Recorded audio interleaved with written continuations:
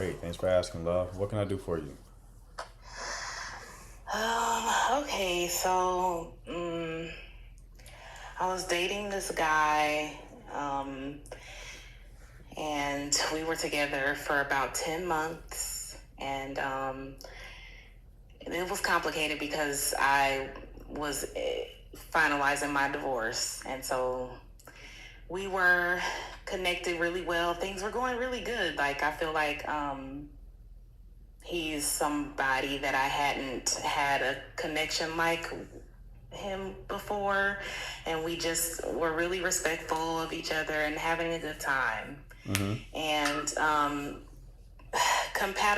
compatible wise, like, we didn't have a lot of things that were standing in the way of us having, a lot of things in common and compatibility, except for an age difference. And because of that age difference, he had not had children before.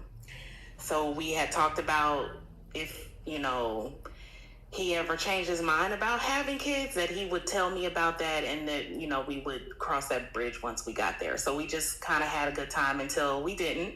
He eventually started having thoughts that he did want to have a child. And the way he described that to me was because our connection was going so well, and, it just made him dream bigger and want to expand his life, in that way. And so we talked about it. I'm older than him, and I already have had kids, so that's not something that I wanted to do. And we parted ways and decided to continue being friends. It was difficult. We have, grown really fond of each other and had strong feelings for each other. And so we kept in contact. I would say this past February was when we broke up. So we kept in contact this entire time.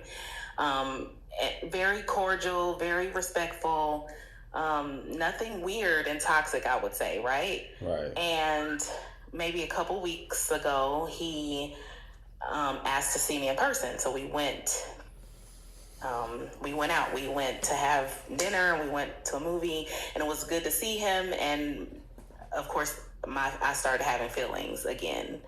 And when I asked him, about should we talk, because we've been just seeing each other, ever since 2 weeks ago, we've been seeing each other every day, pretty much, or talking.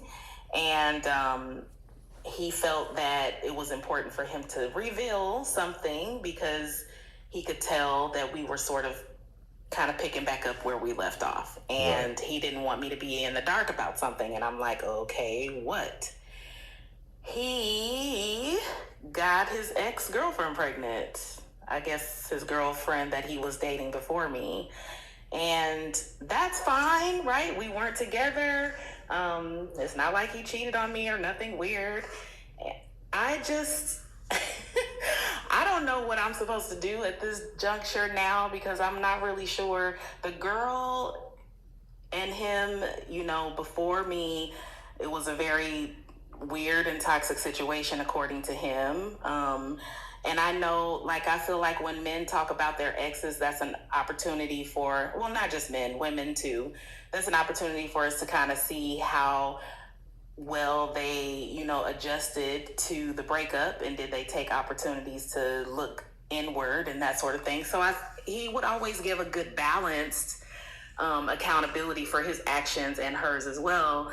I know her as well, and I know her to be a strangely weird, interesting person. I don't understand how you accidentally have sex with someone that you don't like, and now he is going to be having a baby with someone that he doesn't like. He claims he doesn't like her, and he's worried about what type of mom she'll be, and blah blah blah, all the things.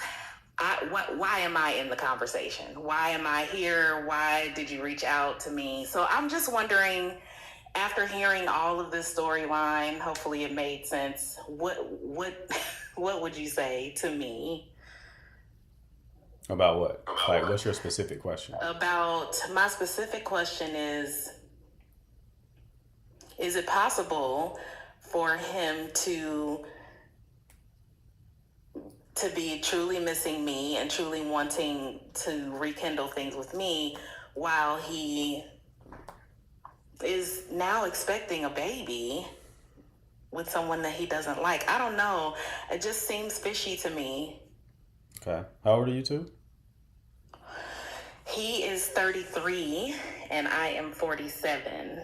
Okay. And how did y'all meet?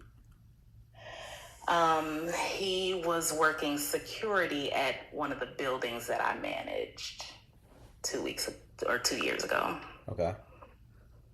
Okay. Um, can you describe for me the type of man that you would want to be with? I want someone who's emotionally available, who shares the same values and goals that I do, that is upfront with those values, that is honest with themselves and knows how to process things that, their desires and their goals, like knows how to process those and keep them in the forefront of their head in a way that benefits them so that other people know where they stand. I like very clear boundaries, very clear communication, and no ambiguity.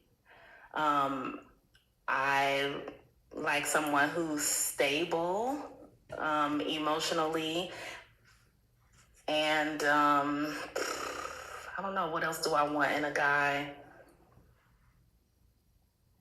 Yeah, someone who's passionate and a bit ambitious, not overly ambitious, but ambitious about the things that they're passionate about. And it kind of worries me a little bit about the way that he speaks about who his to-be daughter's mom. So that worries me a little bit in terms of character. You said that you had you want someone who has similar values to you. What kind of values?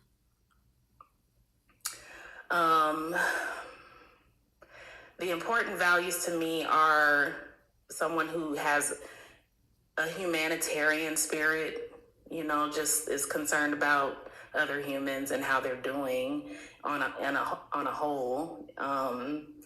The other value that is important to me is family. And spiritual awareness is important to me too. Not necessarily a religious practice, but just an awareness about the cosmos and how you fit. That's important to me. Okay.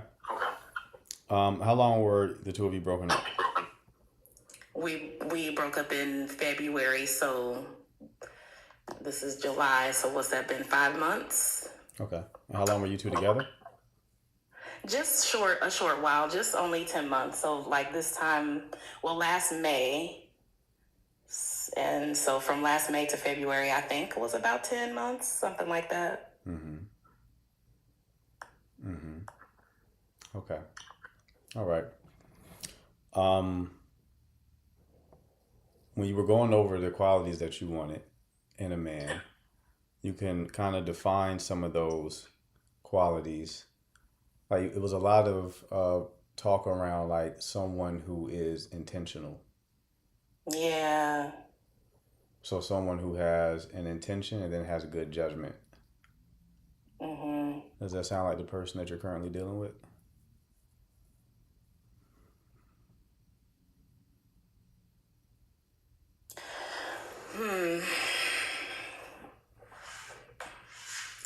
When we were together before, yes, I would absolutely say yes. He was intentional and had follow through. Intentional and good judgment. Good judgments. I mean, I think generally, yeah. Yeah. Why do you say yeah? Because he was a good judge of character. I feel like Let's pause right there. Okay. The person who went back to the ex that he constantly complained about and got her pregnant was a good judge of character. Yeah, I don't. Yeah, absolutely. That wasn't a good judge of character moment. And yeah, yeah, that's you point out something very important to look at, I guess. I mean, yeah. Yeah, you gotta look at people for how they are, and not look at them with rose-colored glasses. You're looking at him with rose-colored glasses because you want to be with him. This is like an obvious situation, to be frank with you. Is someone who goes back to a woman that they do not like and then sleeps with them is already walking down the wrong path, and then they get them pregnant, and then they're 33. Age they should know better. Mm-hmm. It's not somebody who had a good judgment. Yeah. And there's cognitive dissonance at play. One of the biggest red flags is cognitive dissonance, right? Meaning there is a considerable gap between, or disparity between, their actions and their words. So you're complaining about somebody, but then actively sleeping with them, and then make a risky move such as getting them pregnant. Multiple mistakes were made in this, right? On both ends, obviously. It's like, you're 47. Why are we even talking about kids? You know what I mean? That's not impossible, but like, I wouldn't recommend it.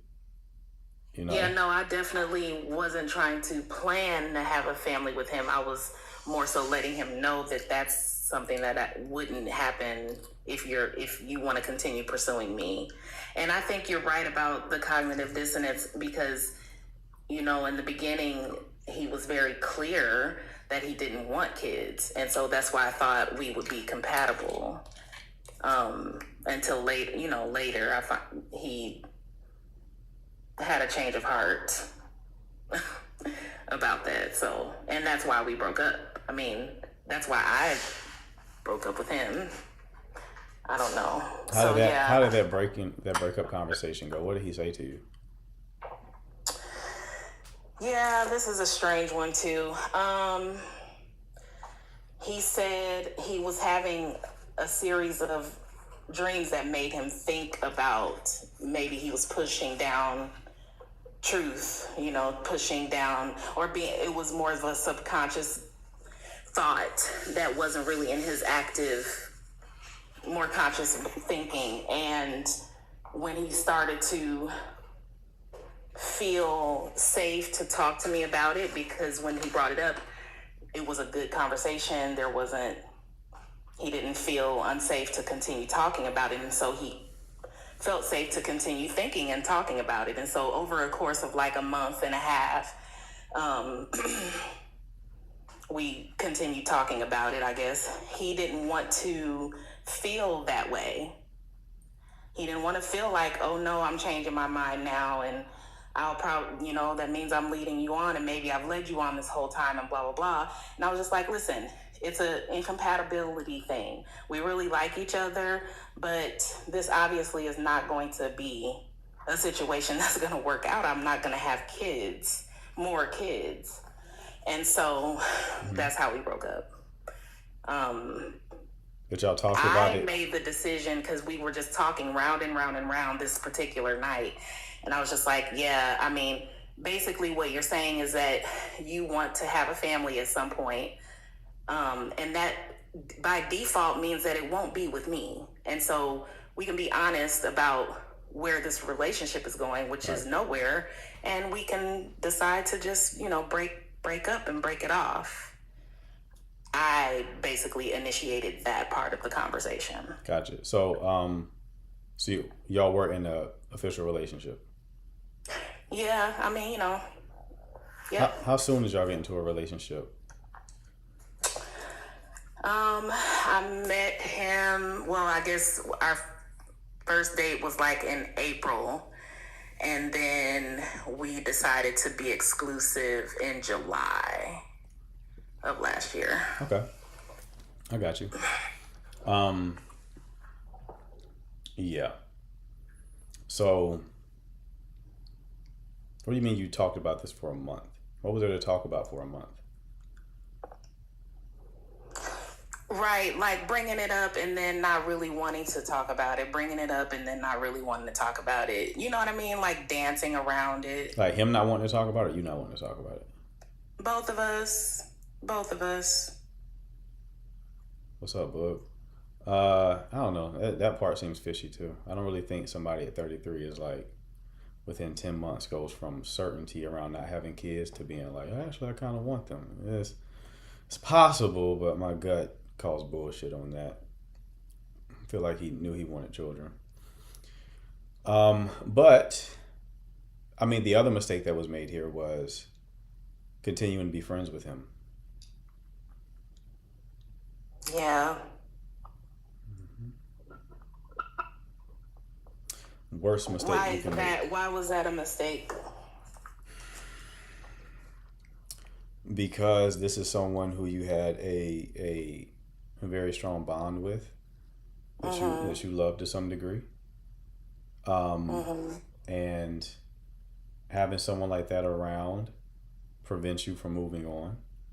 So if you were to meet somebody else who could potentially be with you, you're still emotionally tethered to that previous person. Yeah. Yeah. And I am, and I have been. You got to be okay with closing doors fully. That's one of the problems nowadays when it comes to people dating. They want to keep all these doors open. They don't want to close them shits. They're trying to keep every person they're connected with around as like either a backup option or a potential option in the future. And it's like, I'm gonna tell you as a rule, if I'm dealing with a woman and she's friends with somebody who's been inside of her, immediately eliminated. There ain't even a discussion. Automatically cool on it. Automatically cool on it. Oh wow, yeah, that's a great perspective. Yeah, that makes sense. I never even thought about it that way. Yeah, automatically. I tell all my clients the same thing. Yeah. And that makes sense in the sense, like seeing him immediately, I've started feeling the same way that I used to feel. So it's like, because it was still tethered.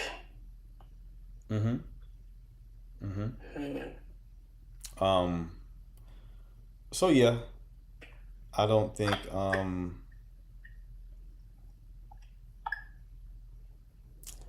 how long did y'all break up? How long ago? It was this past February. So just, 5 months ago. February, March, April, May, June, July. Yeah, 5 months. Okay. 5 months ago. Yeah. Okay. You know when the baby's due? He absolutely had sex with her very, very shortly after we broke up.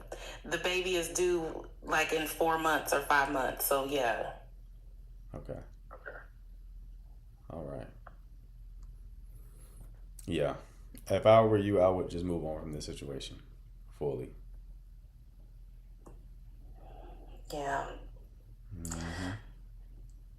Well, thank you for your advice. I tend to agree with you.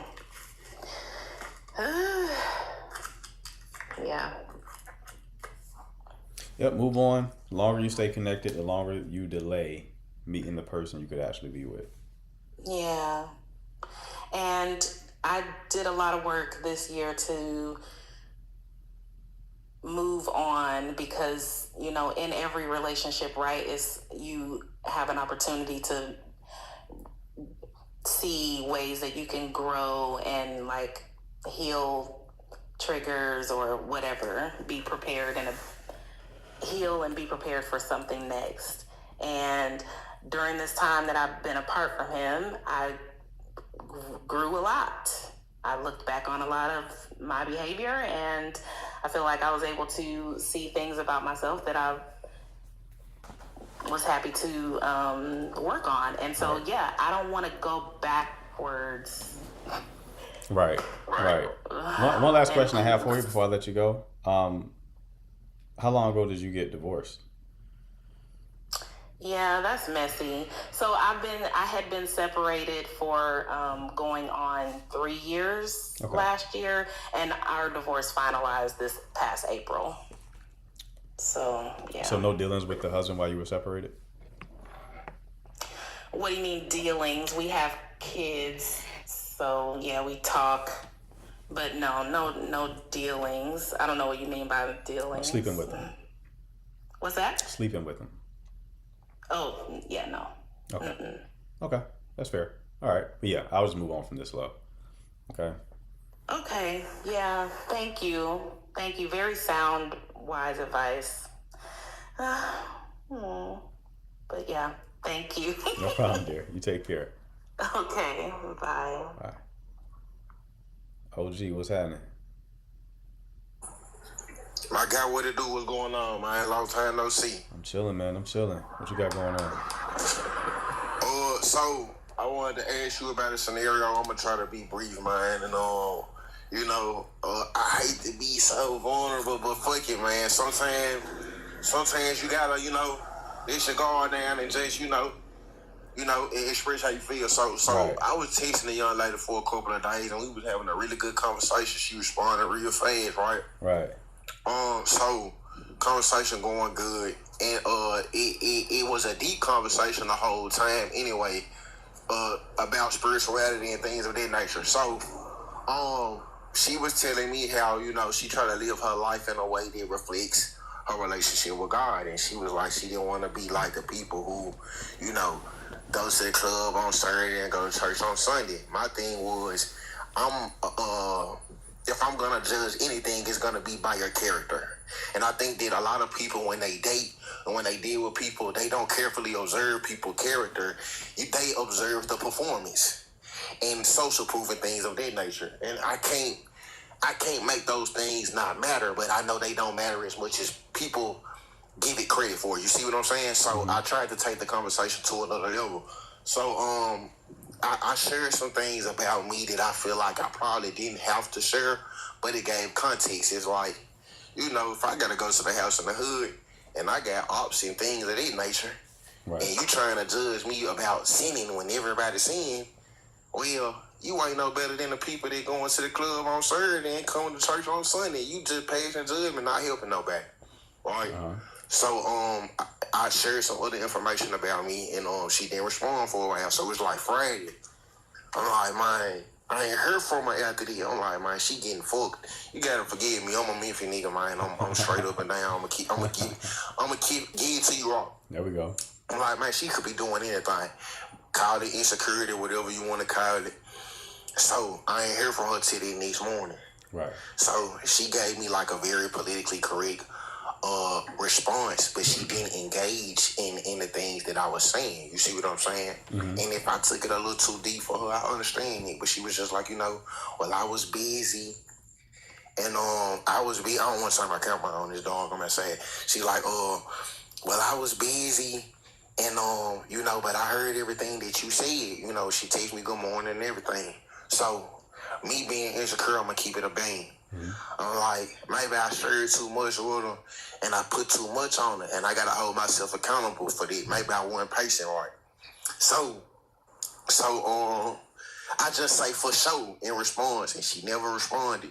Now, because we were having a conversation on a level to where she could meet me as far as my depth to a certain extent, that's rare for me. I'm a very deep thinker. I'm a content creator. Everything I make is much deeper than the surface, right? So to have those type of conversations with somebody, whether it's intellectually or spiritually, it's gonna mean something to you when you don't get to have those conversations often. I say for sure, she don't never respond. So this is a thing I feel like it's a fine line between trying to initiate and going for what you want and then chasing. Right. And it's something that we don't talk about enough. I'm from Memphis, so a lot of the time pursuing from the culture that I come from is chasing. Because why are you pursuing somebody if they're equally as interested in you or they respect you, you won't have to necessarily pursue them. And maybe I'm immature, I give you that, I'm humble, I'm willing to listen. But at one point, Does it go from, okay, I want to talk to this person and I'm taking initiative to chasing? And if I haven't heard from her since I sent that last for sure, is that even worth my time? Like, because another issue that I think a lot of men may face, you might really be interested in a woman and think highly of her. That doesn't mean that she looks at you the same way. She might respect you enough to have a conversation. That doesn't mean that she respects you enough to for you to even pursue her and get a return on your investment. Right. So I haven't heard from her, and I'm not gonna lie, this shit fucked me up, because I'm like, I'm not able to usually have those type of conversations on that level with everybody.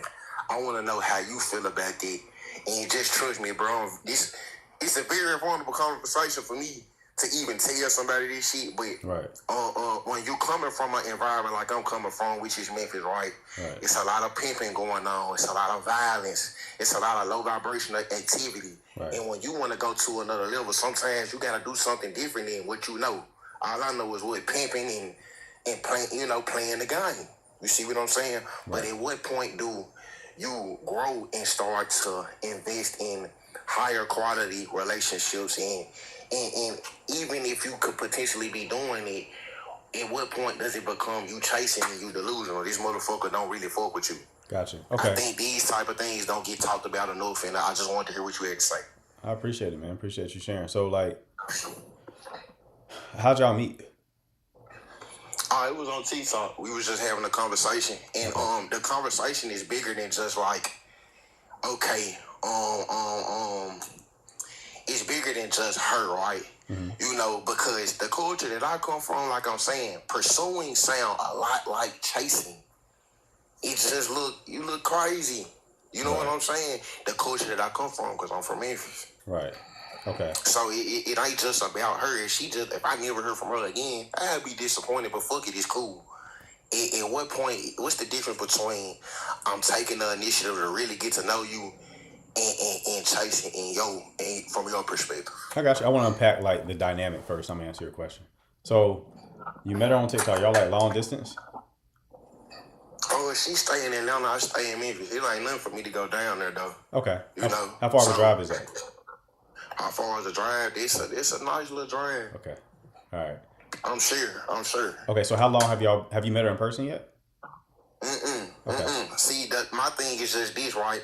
I haven't met her in person, but if you're talking to somebody and then you send a last message, you don't want to blow nobody up and keep initiating a conversation like, cause they feel like chasing. Right. So it ain't just about her, it's just in general. Okay. You know what I'm saying? Like, so how do you feel about that? Hold on 1 second. So like, how long have y'all been talking? Not that long. Like, give me a timeline, like weeks, months? Not that long at all. Okay. So we talking days? Yeah. Okay. Right. All right. So what you liked about her was like conversing with her was like intellectually stimulating. It was intellectually stimulating. We had some of the same values. Okay. You know what I'm saying? Especially on a spiritual level. You know what I'm saying? And this a lot of the time it's hard to find. She a content creator, I'm a content creator. She a beautiful woman. Right. But like I said, it's bigger than just her. Like, at what point is he like chasing? If I text you last and you ain't respond, should I ever reach out again? Or do I look crazy as hell? So what was the nature of the conversation? So like you said something earlier, you were like, maybe I shouldn't have shared that. What specifically were you referring to? So, since the whole conversation, her content is spiritually based, right? Mm-hmm. The whole conversation was about our individual relationship with God. You see what I'm saying? Okay. So once it got to a point where she was saying that, okay, I want my life to reflect my relationship with God. And I don't want to be like the people who sin on Saturday but then come to church on Sunday. Mm-hmm. What I was telling her in return to that was, when I'm a person who have deeper issues than caring about how I'm being perceived by somebody at a church, I can't really afford to give a fuck about like that type of shit. I'm observing your character. You know what I'm saying? And I kind of went into detail and gave context surrounding it. You know, but like I said, at the end of the day, it ain't just about her. At one point, like I said, at what point does it become now chasing somebody that Bro, don't even fuck with me? I promise Because you. when I promise you I'm gonna answer the question, but I'm trying to get as much context as possible because I want to like really understand the situation first. Okay, it'll help better if I apply what my opinion to what your specific situation is. So, okay, so she basically said that she don't want to appear like the people who live worldly lives on Saturday, but then are in church on Sunday. Was she saying that she doesn't want other people to think that way about her? yes, Okay. yes, Okay. and so when it comes to character, though, it's deeper than that. Like, think about narcissism. A narcissistic person is very charming, very charismatic, and they're going to be kind on the surface. It's Right. only those who have a personal relationship with them that know who they really are. Right. And the church is full of narcissistic people. So my thing is this. It's like, it's deeper than that because, yes, you want your life to show that you have a real relationship with God and to reflect it, but there are going to be people who are still going to pass judgment on you no matter what your relationship with God is like. Right. So, especially if it's real, because now you're exposing them. gotcha. So Now, how did she respond to your opinion? She didn't really dive into it. Like I said, you know, I ain't hear from her that night, and then she texted me that morning. She was just like, well, you know, I got your message. I definitely heard you. Good morning. You know, but I was busy. You know what I'm saying? So she didn't really engage with the context of the conversation. Got you. So did her behavior change from that point on? Like I said, when she responded like that, and I noticed she didn't engage with exactly what it is that I told her, I just responded and said, for sure. Okay. Because I don't want to, because I'm trying to gauge my level of investment. I don't want to carry the conversation and then I just gave a lot of context that she didn't really engage with. Okay. But Okay. then- I got you. I'm gonna answer your question now. So like, I think one of the biggest problems, and to your point, there is a lot of nuance here. But I think one of the biggest problems that a lot of guys have, like a lot of guys who I coach have this, it's like when you look at a lot of content given to men, they kind of, you have like this who's the prize conversation, right? So a lot of guys are expecting women to just match energy or just pour a lot of energy into the connection right at the beginning. Right, And sometimes right, that- you can't do it. Right. Right. Sometimes that does happen. Normally when it does happen, there's like a big gap in perceived value.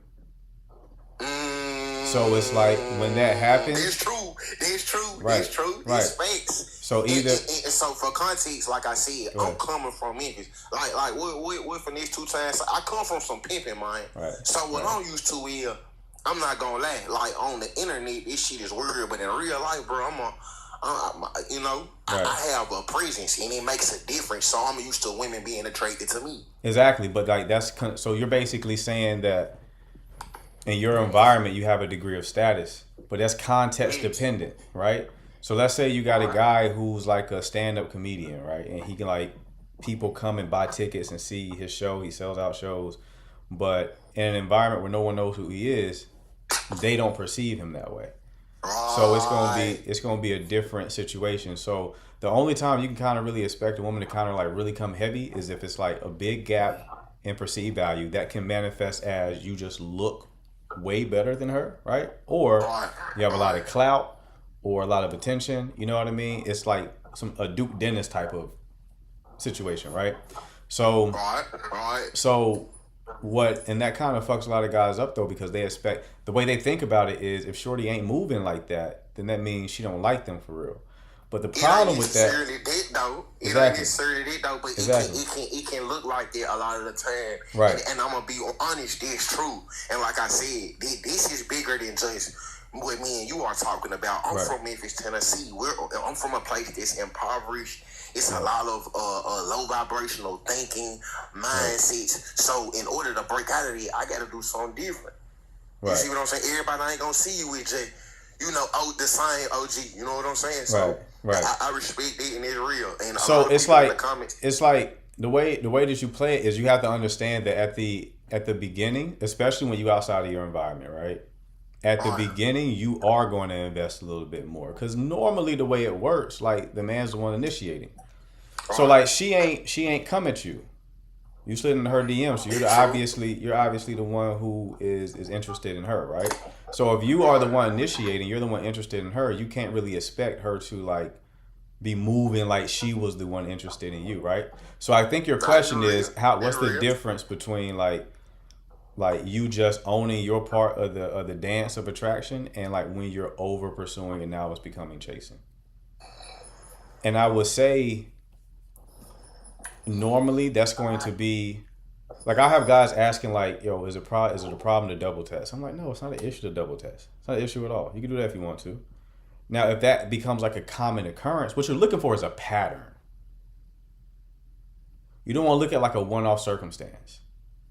It's a pattern of behavior.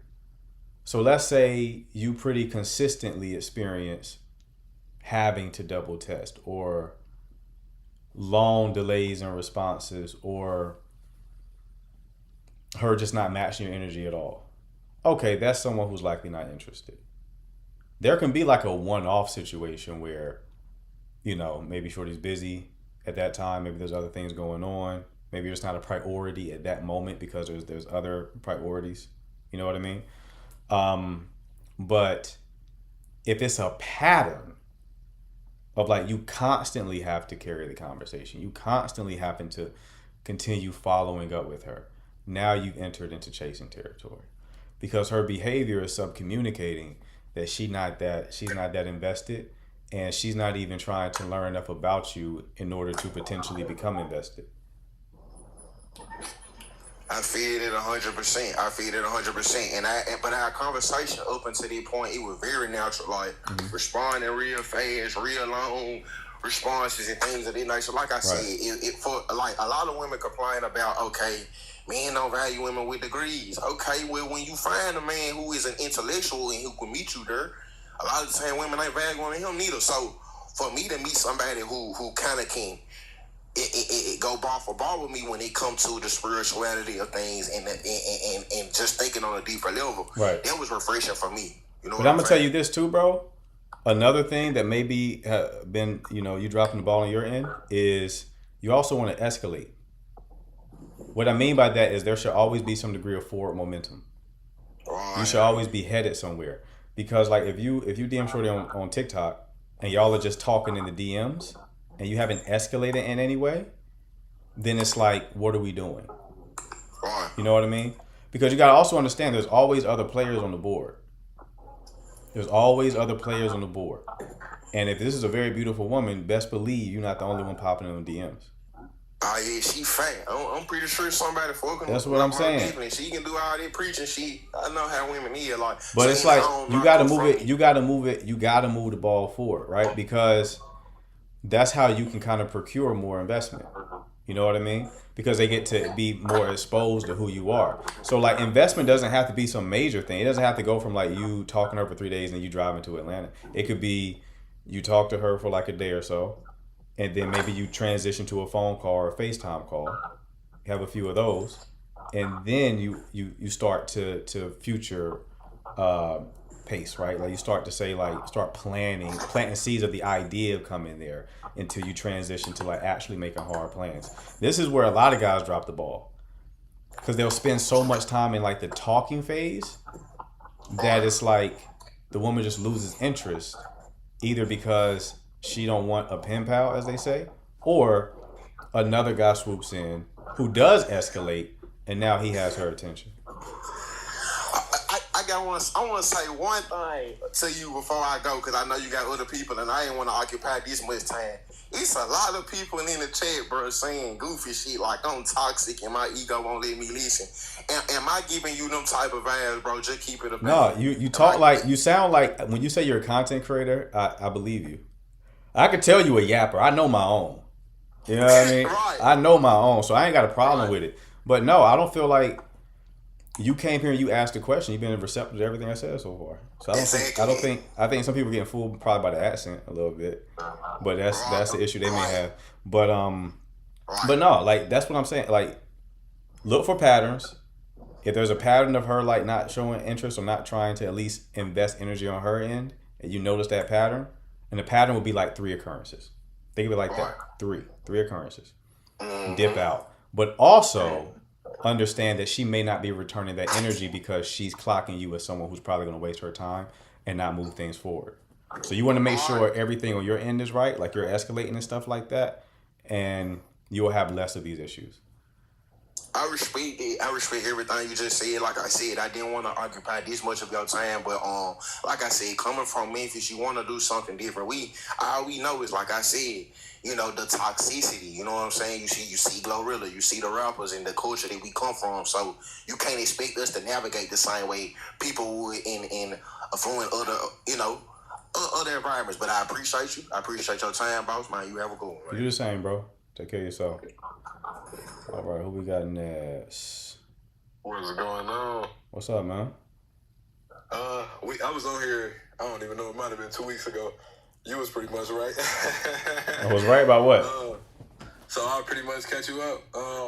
I pretty much was just telling you how I was talking to a woman for about 8 months or whatnot. And eventually she had to talk about commitment. So in my mind, I know women like to send subliminals. So I ended up asking her, like, I want you to be my girlfriend. Gave her the proposal and everything. That was 2 months ago now. Going forward, she was still kind of moving like we wasn't in a relationship. I was, like, not trying to force a scenario or force her to answer. So I stayed in the gray area for a little bit, navigating through it, because I'm really not too pressed for the relationship.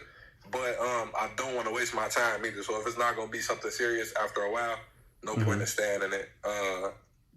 But, yeah, so she pretty much wasn't moving like we was in a relationship. I pretty much talked to her and asked her for confirmation, and pretty much what she said was, like, I got things that I still need to work on, and basically, like, I don't want to hold you back from finding the one. So I don't know if I'm thinking the correct way, but to me, that sounds like keep exploring. Like I said, it could be self-sabotage for sure, but it's only so much you can really do with self-sabotage. Wait, did you tell me that before in your first call? Yeah. Okay, what was my response to you? When I said it could be self-sabotage, you said it definitely could be. But you said it was kind of hard to, like, know if it was or if it wasn't. Basically, it's kind of what you said. Okay. Feel like I would have said more than that, to be honest. You definitely did, but that's kind of like summing it up. But I can kind of go back over it a little bit if you want me to. Do you have, like, did something new happen, or do you have, like, a new question about it? I mean, yeah, something new did happen. Okay. Which was my reason to cut it off, because I don't really like playing games. Okay. But pretty much what she said was she pretty much I caught her, like, still kind of talking to her ex, and then at that point it was kind of like, well, we supposed to be moving forward. What you got going on? I'm not gonna tolerate that. You can't talk to your ex and talk to me. And pretty much her response was like, we just friends now, which could be true, but at the same time, I can't settle for that. That's like my boundary. That's my principle. Nah, good on you, bro. That was the right decision. Real quick, so, like, how long were y'all dating? 10 months. 10 months. And you met her how? I know I've asked you these questions before, but, like, I forgot the details. Like, how did y'all meet?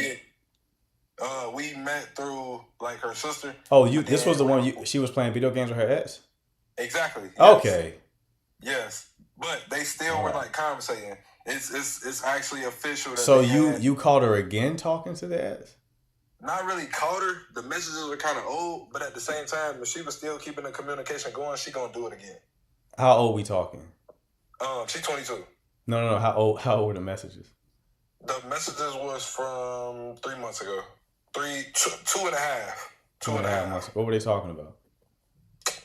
It really was friendly for the most part, but I can still tell that he had interest on his behalf. Just as far as saying, like, okay, it was like most of it was really friendly. Like, it wasn't too much that I can say that caught my eye. Besides, it was at one point where it was like she was like, well, she's not having a good day, and he had kind of responded, how can I make it up? Off rip right there. That's yes. Yeah. Cut that off. So you said, right, so remind me as to why she didn't want to, like, move into, like, full relationship territory. She agreed, right? And then on the back end of that, exactly, she was, like, having reservations. Exactly, because she agreed. She did the little tears and everything. And then it was like, well, I got trauma I need to work on, and I don't want to put that on you. And in my mind, I'm like, I can be there for you while you work on your trauma. I'm not going to say I can help you work on your trauma, but I can be there while you do. But if you say it in that way, then it's like, yeah, nah, you basically telling me, like, you got other plans. Fatima just called it out. The trauma was the man. It was the ex more than likely. Can't say that for sure, but like more than likely. Listen, man, if you get a whiff of a woman actively self-sabotaging, and this goes for women too, if you get a whiff of a man actively self-sabotaging, just get out of there. You can't stop it. For sure. You can't stop. There's nothing you can do. There's nothing you can say. There's no conversation to be had. You're not going to stop someone For sure. who is dead bent on self-sabotaging the connection. Just let the chips fall where they may. You always hear it at the beginning. They'll say things that kind of give you that insight. That whole like, I got trauma shit is like, you're obviously, this is the beginning of you kind of like creating distance a little bit and pushing away. So it's good. Like, but I want you to factor that into your decision making moving forward, because you ignored that and then waited until you saw the conversation with the ex. If you just look at that for what it is and have discernment as to like what that means, you wouldn't even make it far enough to even see any conversation with the ex. So, when I was just talking to her, I pretty much just kind of kept it straightforward. Like, I try to be as honest as possible, exactly where I'm at in my head. Right. So I pretty much told her, like, I don't feel like you got to make a big scene about it. Like, oh, yeah, I'm leaving you. Just, like, trying to slowly take that distance. But I did tell her, like, you know what I mean? Yeah, I'm going to kind of, like, let you have that. I did say that. But at the same time, she wanted to confirm, like, to me, it seemed like she was asking to keep the locations. What do you feel like that's about? Like, what's the point of that? What do you mean to keep the locations? Like, we were sharing our location at the time. So, of course, when I said I was going to keep distance, she kind of like, well, can we keep that? Because we was friends before we started talking. We was already friends. Why keep the location? Did you ask her why? She didn't give me no answer. She said her answer was safety, but like that's bullshit. We know that's bullshit. The only thing that pops in my head is she want to make sure you're not dealing with nobody else. Okay. I'm not saying that's for certain, but like that's a weird request to have with someone who's breaking up with you. Is to keep tabs on you. She didn't give a good explanation at all either. It was like safety, but I'm like, you know, you could text me, you okay? And I could, yeah, I'm good. Like, right. Nah. You did the right thing cutting it off, man. You did the right thing cutting it off. But yeah, if somebody's telling you, you gotta believe people at the beginning, man. Because a lot of times people, like, they'll tell you who they are. Or they'll tell you like what kind of like wounds they have, or like how they're kind of not a fit for a relationship at the very beginning. But like people get so caught, like they so set out on focusing on their own desire for the person that they just blind themselves to it. But you gotta vet, man. You gotta know what this shit means. Anyone acting like they gonna sabotage it is gonna sabotage it. So you might as well not even waste the time. It's kind of funny you say that too, because I remember at the beginning, this go back to when we was friends. She never used to talk to me about dudes necessarily, but she would say at one point, like maybe a couple years back, she had a first love that she used to talk to. See, I was dealing with somebody, so I really ain't pay too much mind. But I remember an instance of her always going back to the first love, and that was a conversation when we did first start talking, like, oh, you just waiting to run back to him. But we knew it was a joke, you know what I mean? Nothing crazy. But in the end, she is running back to somebody. It's just not that person, you know what I mean? Mm-hmm. So she kind of did foreshadow, kind of did let me know at the beginning before I even started dealing with her. But my goofy ass, I was thinking like, okay, it might be a little different. She might, mature past that. Right. We all been there, man. Don't be too hard on yourself, but just learn the lesson though. For sure. Learn the lesson though. Apply that to your future, because it's like you learn how to vet better over time, so you can kind of like eliminate people who are going to waste your time like very quickly. So yeah. I'm glad you went ahead and ended that, man. Some people, they would have stayed in that, hoping that, like, they get better. It's kind of funny, though, because it was like, I'm, like, real slow to commit. I've always been that way. Like, I'm 23, about to be 24. I've only been in one relationship. Mm-hmm. So, like, I never give relationships. But I was, trying something new. but I was like, damn, like, definitely glad I ain't really get into it too deep, you know? Right. Could have took more of a toll on me. I could have been struggling to cut it off. I'm definitely glad I caught it when I did. Yeah. Yeah. Or even got on this live when I did, honestly. Yeah, man. You're gonna do just fine, brother. Because you're willing to leave. That's like a rare trait. You know, men typically don't be leaving like that. Mm-hmm. Work with a lot of guys, man. That's a hard shit. That's a hard thing for guys to do. I'm not gonna lie to you though. We was supposed to go on a date. You got Spider-Man coming up, and we had her birthday coming up in a little bit. So we was definitely gonna go on a date, but I just went and canceled him because I'm like, I just don't think it make no sense. Mm-hmm. I don't feel like it makes sense. Yeah, cut that off completely.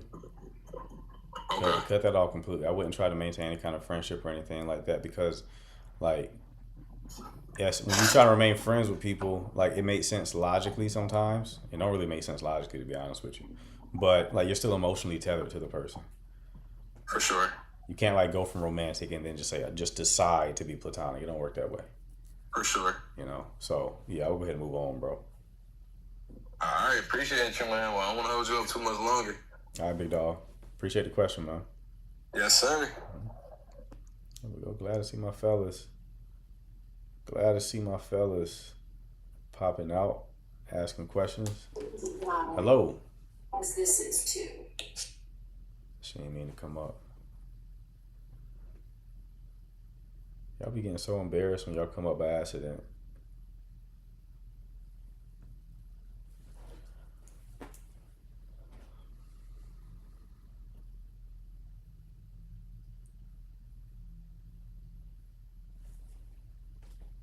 Can you speak to why people even want to keep their exes around?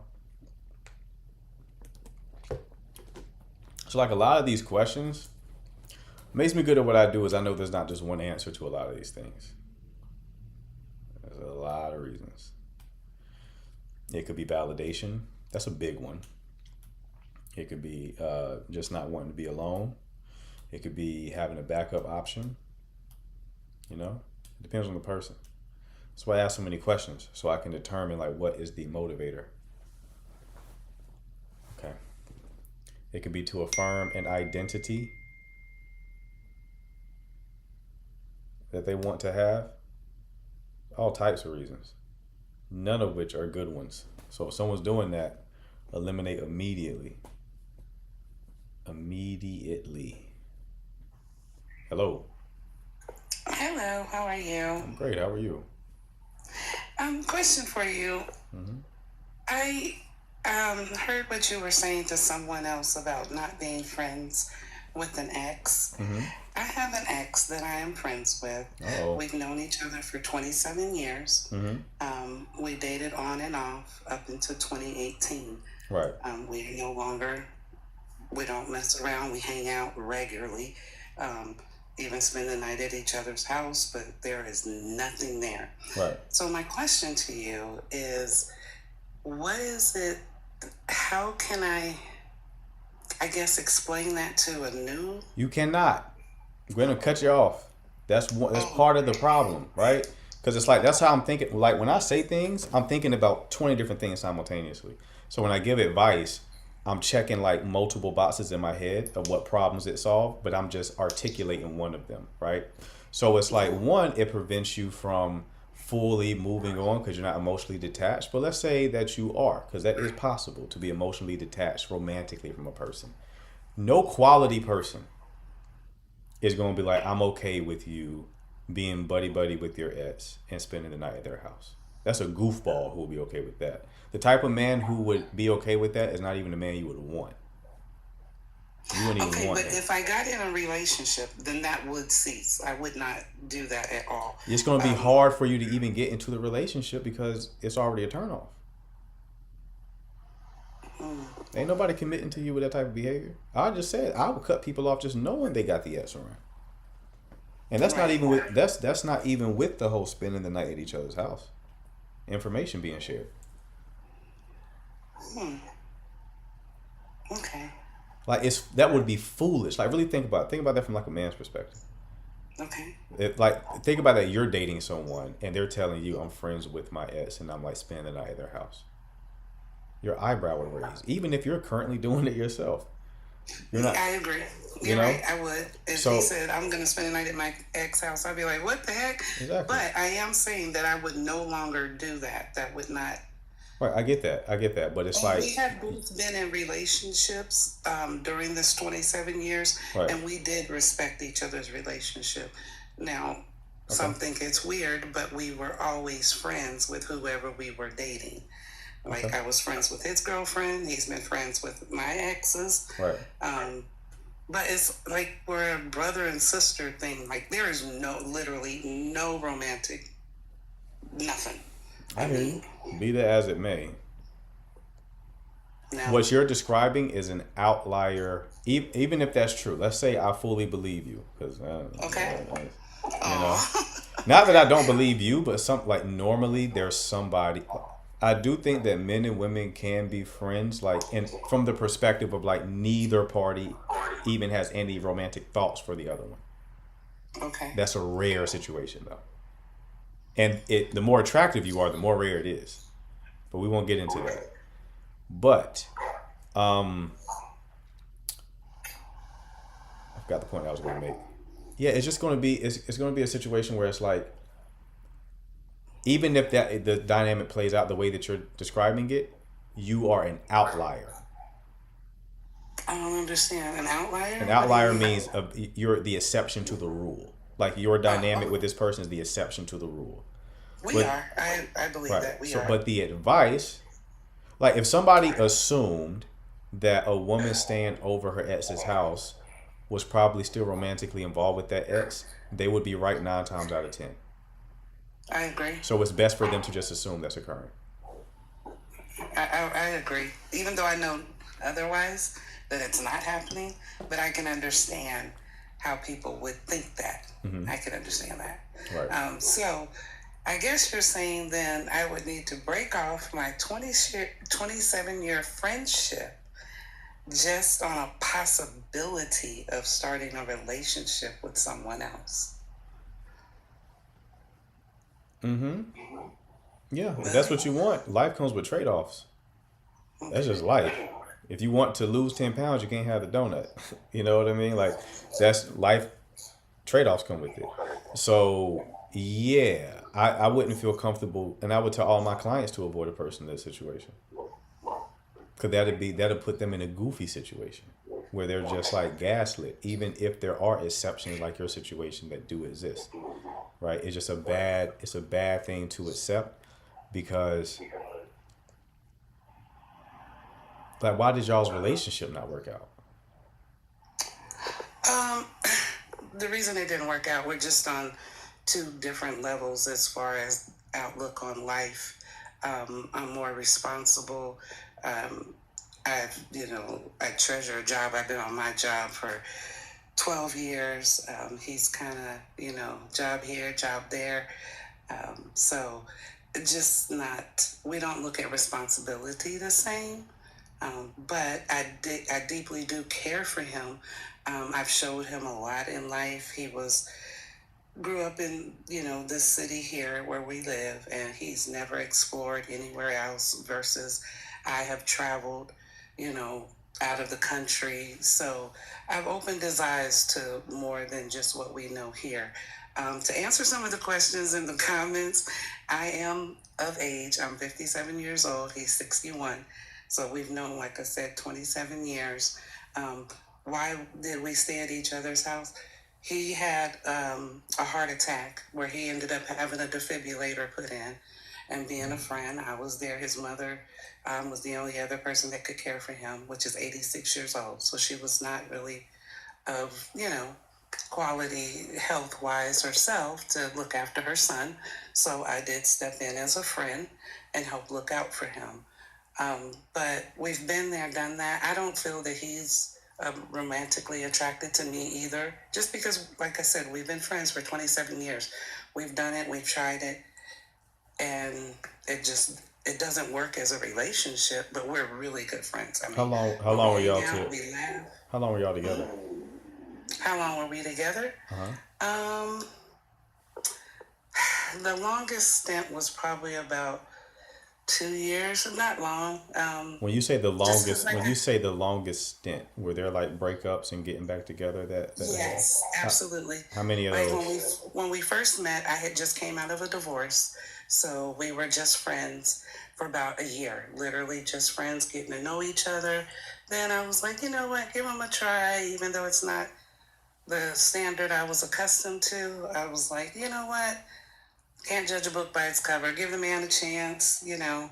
And so I did. But unfortunately, it was a little unfair to him because I was trying to get him to be someone he wasn't. Um, and vice versa. He was trying to get me. It was like I was trying to get him to up his standards and he was trying to get me to lower my standards.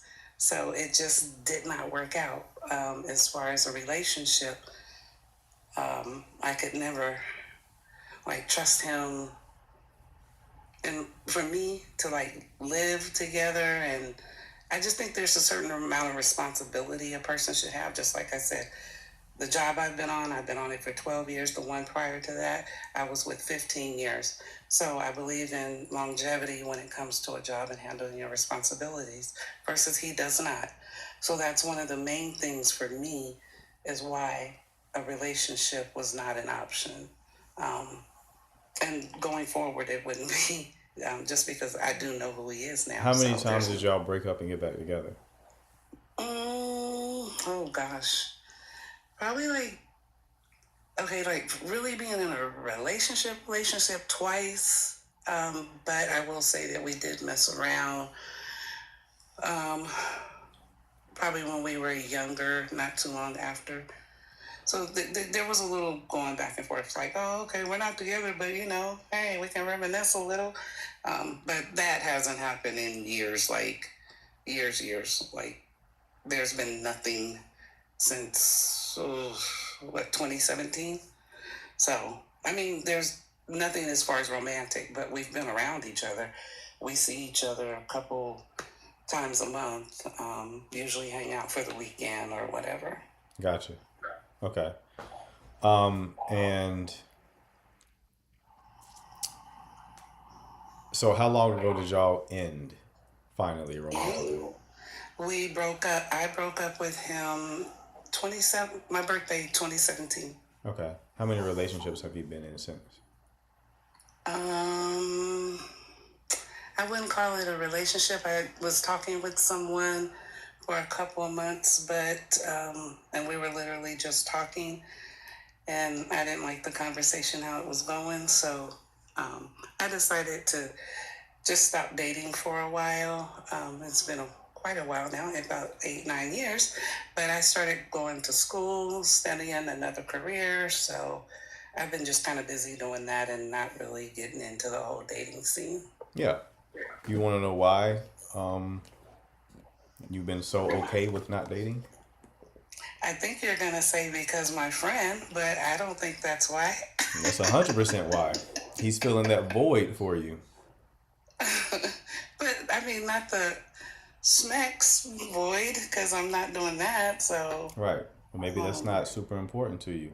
This, just having this, if he was to have died during that heart attack, you'd probably be in a relationship by now. oh, if he would have died, I would have been crushed. I mean, that's my buddy. That's like I know it's not the my point though. That's not the point. The point is like he's playing. You are settling for a piece of a man instead of like a full package. He's feeling that void for you right now, which is why it's not a pressing concern for you to find someone to be with. When you say he's filling the void, I don't understand. I guess maybe because when I think of a romantic void, I think of us holding hands. I think of us kissing. I think of us going out on dates. I think of, intimate conversations. Just intimacy in terms of like emotional intimacy. This is someone that you care about, and this is a man. Validation. Okay. Someone to give you attention, someone to kind of hear you through any kind of a emotional situation you may be going through, right?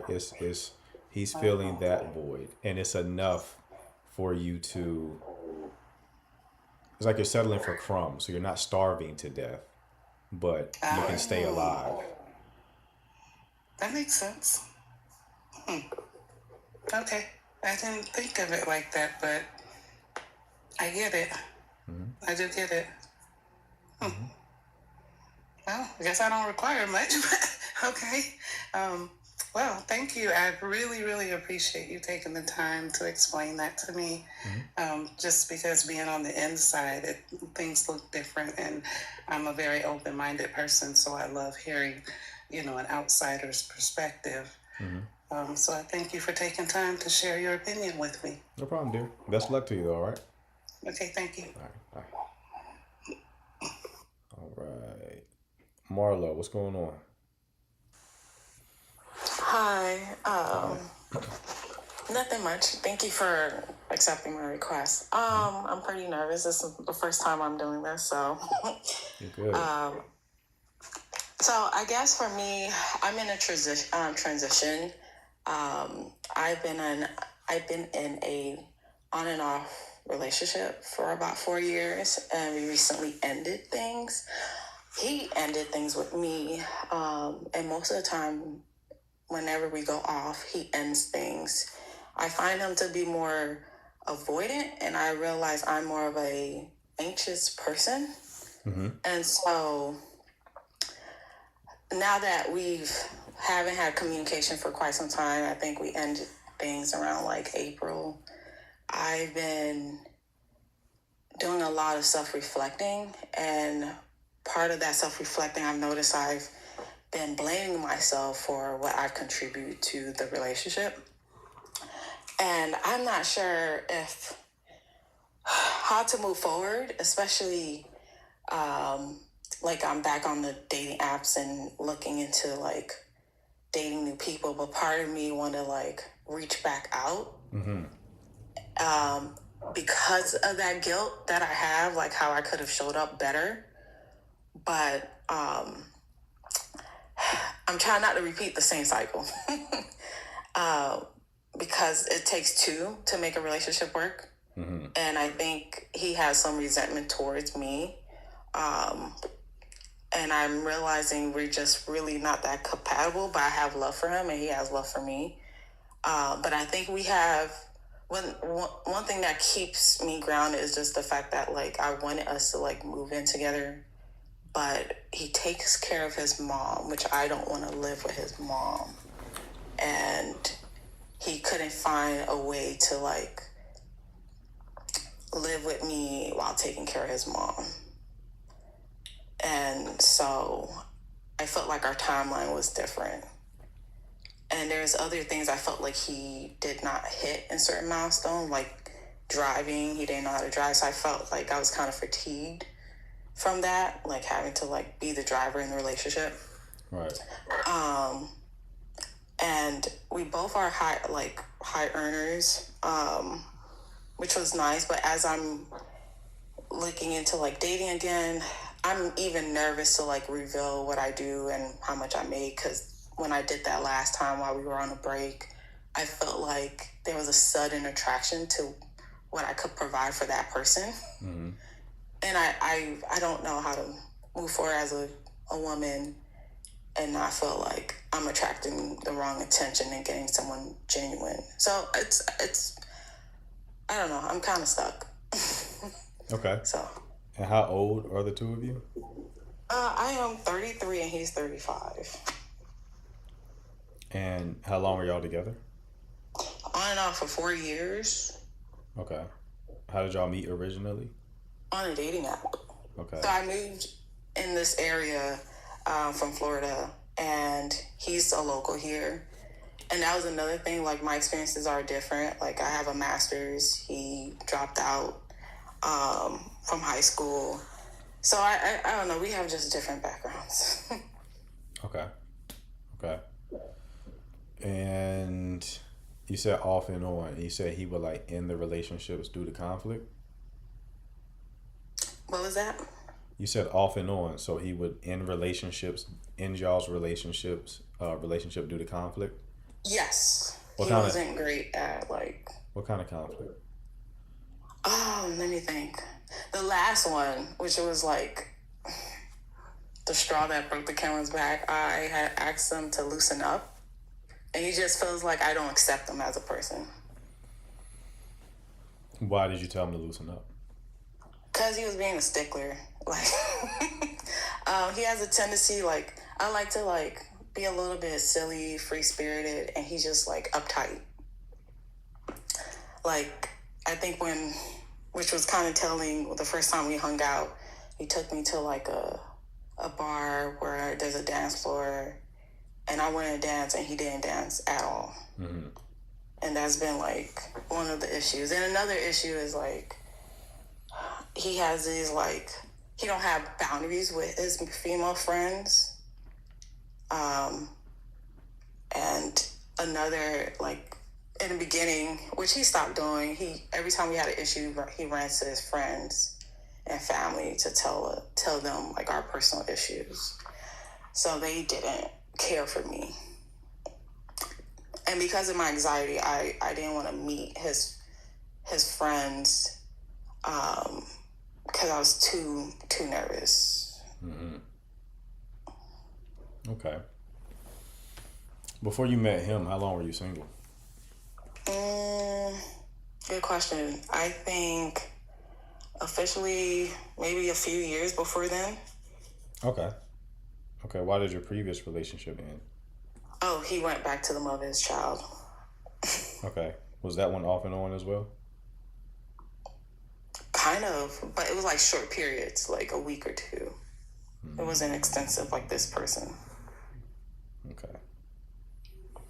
So what is your question about the situation? Or just your question in general if it's not pertaining to the situation?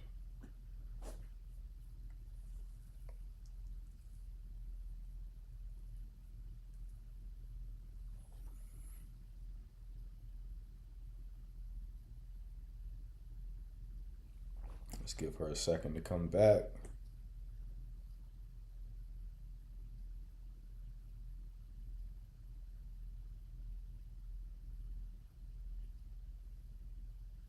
You there, Marlo? If you are, I cannot hear you. Can you hear me? There we go. Yes. Okay, sorry. You're good. Because of the guilt I feel, which my friend told me I shouldn't feel guilty, but because of the distance, I've just been reflecting a lot. Should I try to apologize for my part? What do you feel guilty about? Like the things that he said I did not do for him. Like for our trips, he mostly paid for our trips. And he always felt like I should pay for at least one flight to a trip.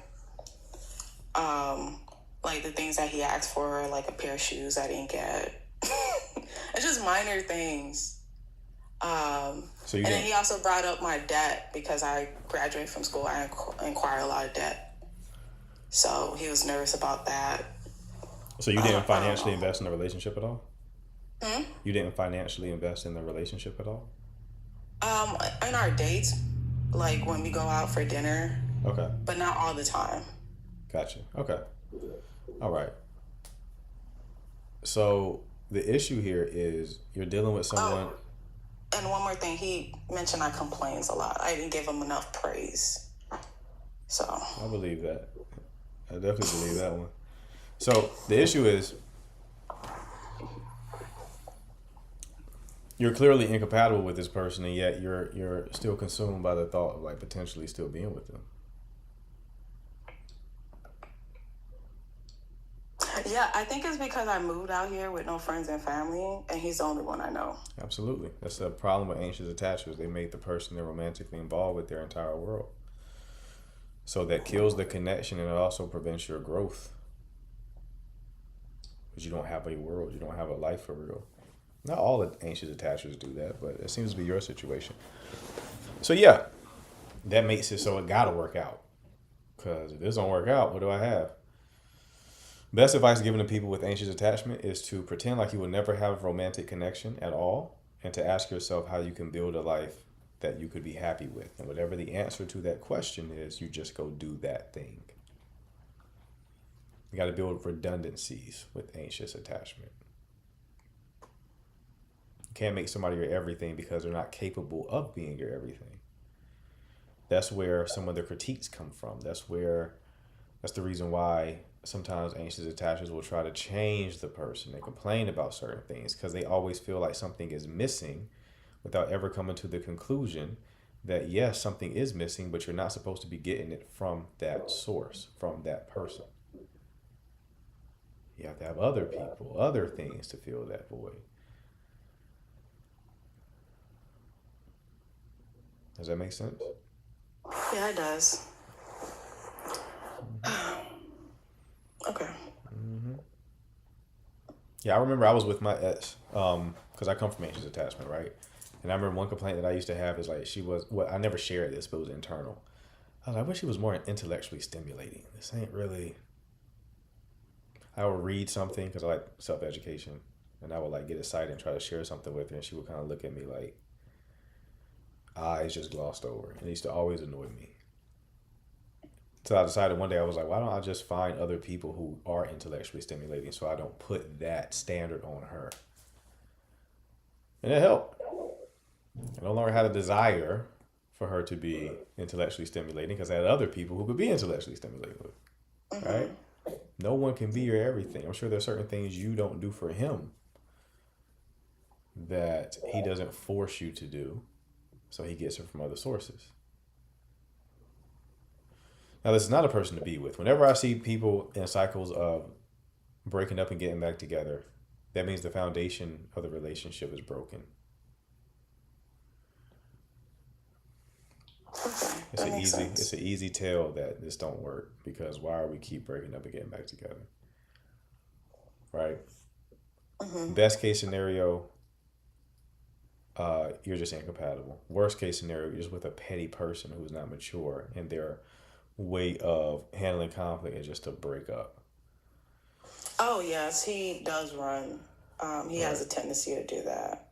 Right. So because he always mentioned like he doesn't like, and then also before me, he always said like his other relationship was more sexual. Were y'all not sleeping together a lot? No, not really. Why not? I didn't feel, because of the arguments that we have or the disconnect, it just turned me off. Right. You didn't feel safe enough to even access your desire in the relationship. You know what makes that even worse? Dealing with someone who is constantly breaking up with you. Yeah. So, yeah, this isn't something you wanting to go back and apologize. It's just your way of trying to reestablish a connection. It's not that you just want to make amends. It's like you want an excuse to reconnect with him. So my advice would be to move on and build that life that we were talking about. Okay. Thank you. No problem. I appreciate that. Absolutely. Best of luck to you, all right? Right. Also, people, if y'all want y'all 1 hour coaching call where we go a lot deeper than we do on these lives, if you like the answers in the live from a 10-minute conversation, imagine a 1 hour conversation where you get clarity over your situation and you get a step-by-step action plan to help you get what you want. Just DM me the word coach and I'll send you a link to book the call. Fair warning, not cheap. Not a cheap person. There's some people, I think they're expecting me to charge like $20 for an hour. I'm like, that's not even sustainable. No, we don't do that. I'm extremely good at what I do. Top 1%, I would say. So you get to charge nice prices when you're that good at what you do. So if you can swing it, definitely DM me the word coach and I'll send you a link to book your call. Save years off of your love life making bad decisions.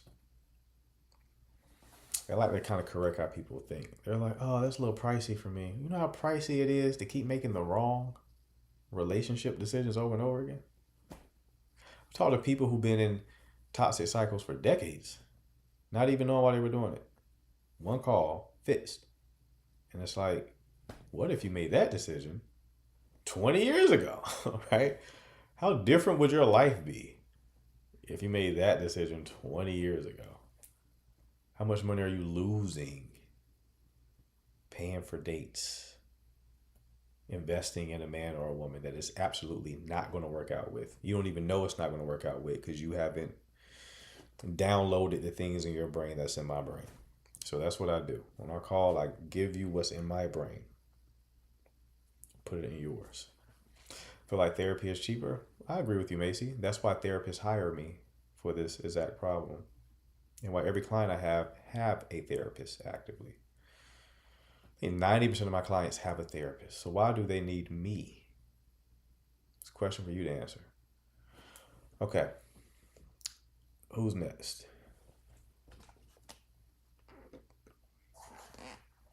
Hello. How you doing? Should I put my camera on? I'm not You sure. want? Because I am not. I'm in pajamas, so.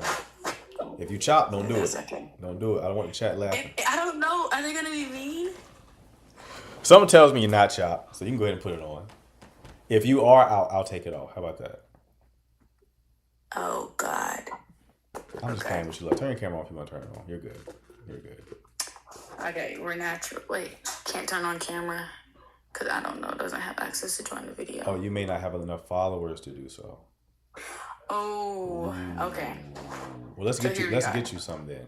She's very bad. I've Yes. seen her before. Phenomenal. Mwah. Y'all should follow her. Okay, let's get your followers up real quick. So next time we Thank you. talk, we'll get your camera on. All right, love. So what's going on? Talk to me. Okay. So, I'm 22 years old, Okay. and I just got out of a 5-year relationship. Ooh. So, but it wasn't a bad relationship. I don't feel like I'm coming out with like baggage or anything, Right. or like I'm coming out worse than when I went in, because like obviously I thought I was gonna marry him, like I loved him, and I had enough reason to like walk away, because I think it was just difficult because it wasn't like he cheated on me, so I have a like black and white reason Right. to step away. Right. It was just like, do you see this as your husband? Like, would you be proud to say like this is the person that I'm married? Uh-huh. I got you. So I guess I'm sorry.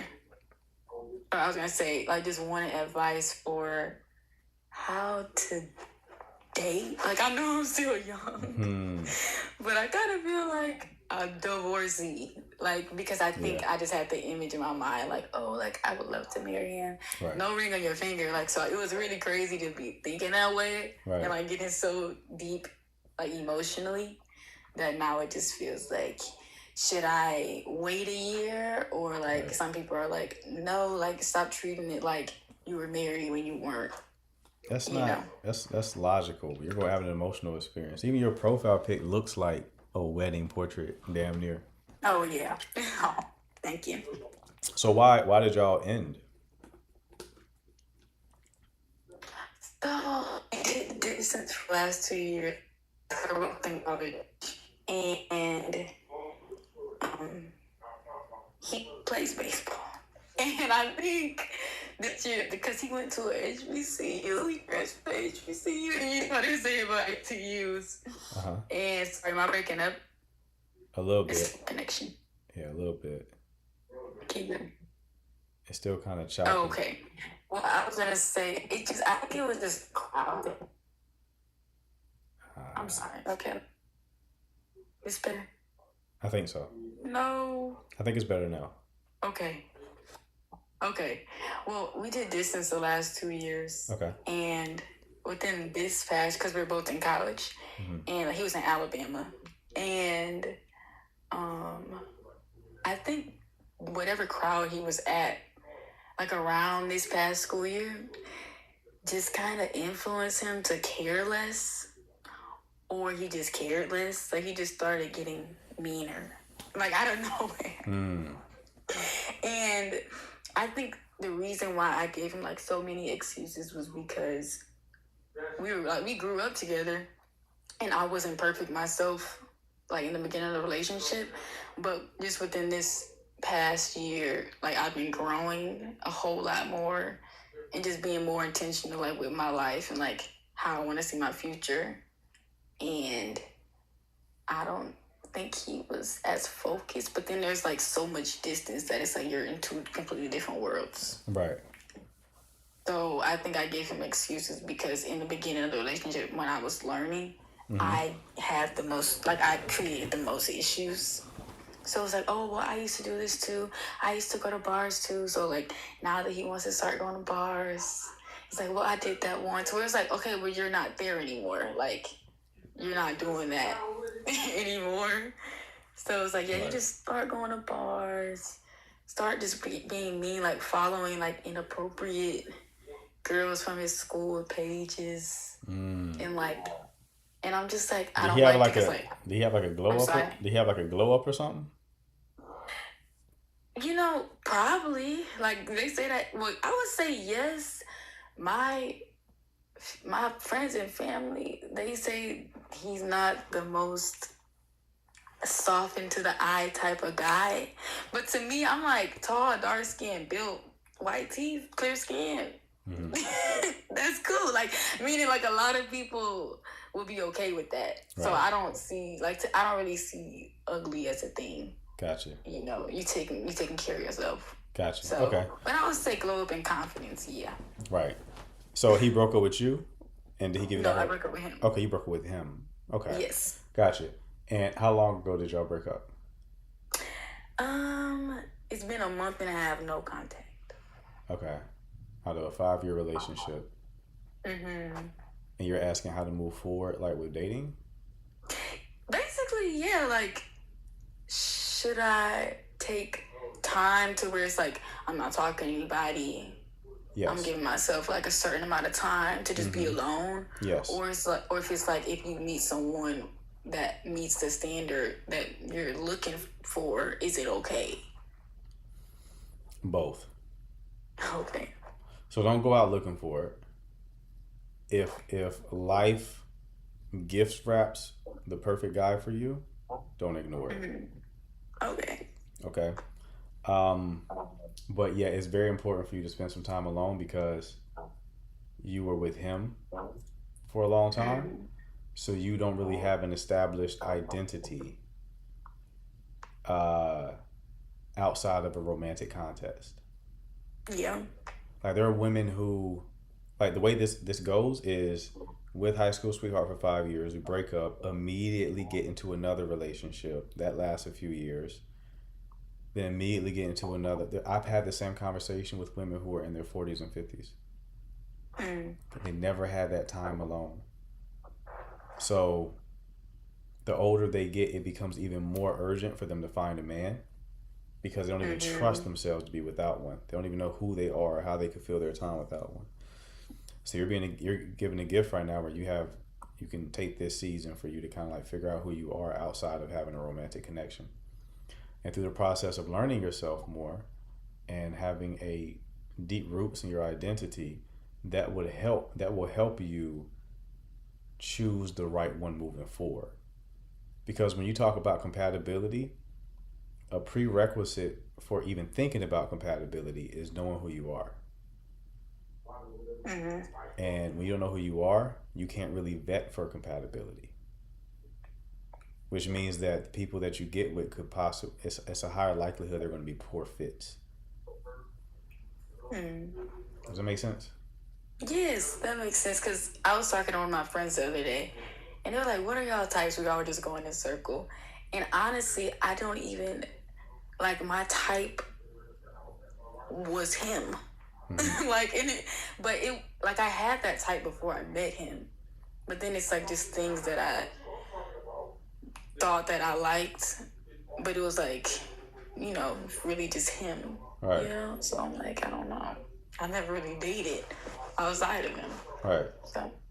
And don't think you got to go out there when you are ready to date. So how do we judge when is enough time spent alone? When you're no longer uncomfortable being by yourself. That's a good sign that now you're ready to date. Because now you can date from a place where it's like you don't need someone, you just desire one.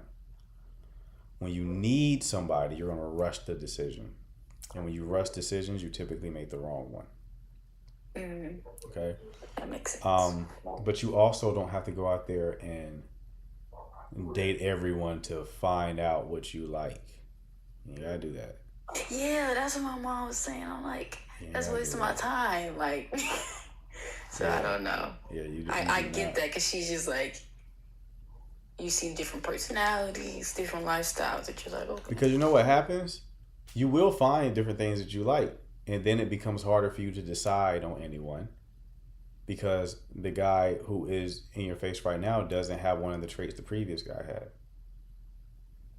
And then you'll think of that same process or mechanism as settling. Where it's not settling, you're just trying to make a Frankenstein's monster of a man. Trying to combine traits from other men who you dated that you liked. Yeah. And it's like, it Okay. keeps a lot of people single. It's counterintuitive advice. Yeah. That makes sense. You know what you like because when you deal with the person, you feel like you like them. I don't know why. The more I think about that, the more dumb that advice. No offense to your mother. This is like cultural advice. This is something that the culture says. In this situation, your mother is just saying what the culture says, right? But it don't make any sense when you think about it, because you're gonna know what you like when you come across it. You don't have to discover. Yeah. You know what I mean? It's, I feel like I want to see this person again. Yeah. You know, okay, well, then you like this person. Yeah, and I used to say that, like, oh, I know it when I see it. And I remember this one guy was like, oh, you just don't know what you want. But I'm like, if I have to list things, it's because I didn't, like, I just, like, more than likely, the more people that you encounter and deal with, the more heartbreak you're going to face. So I'm like, See, you got one why of these. deal with it? You got one of these, low key. Listen, I'm Buddy, listen, it's the word, though. listen, Buddy might have fumbled a little bit. No. He might have fumbled. Then you thinking like that at 22, you're gonna be just fine. Hey. You're gonna be just fine because it's And like, that's what my sister, she was like, when I, like, you're entering the age where men actually are starting to want to get married. So you'll be okay. Like, as far as finding someone who wants to be married versus, right, you know, everybody in college is just acting immature. right. Yeah, definitely take a time apart because you're gonna get scooped up. Hey. You don't need the confetti to fall right now, but you're gonna get scooped up. So I need you to definitely have a season of solitude so you can prepare for getting scooped up. Period. Okay. Sorry. Right. I'm just saying, I already can see it. I can hear your energy and and the way you're thinking. But also, like, the advantage that you have is a lot of guys, especially in your generation, are thinking women like you don't exist. It's like a very cynical perspective, and it's not true, but I understand why they think it's true. Yeah. Because there are a lot of women who don't think how you think, especially in your generation. Yeah. Because that's my thing, too. I'm like, because I am a believer, like, I'm a Christian firm, like, follower. Right. So it's like, even with that, like, if you're not on that same time, at least, Right. it's already cutting, what is it, making it more strict? I don't know what they would say. So it's like, just dating, that's what I was telling my mom. I was like, just dating around. It's like, I know I'm not marrying you, even when you ask me out. Right. Right.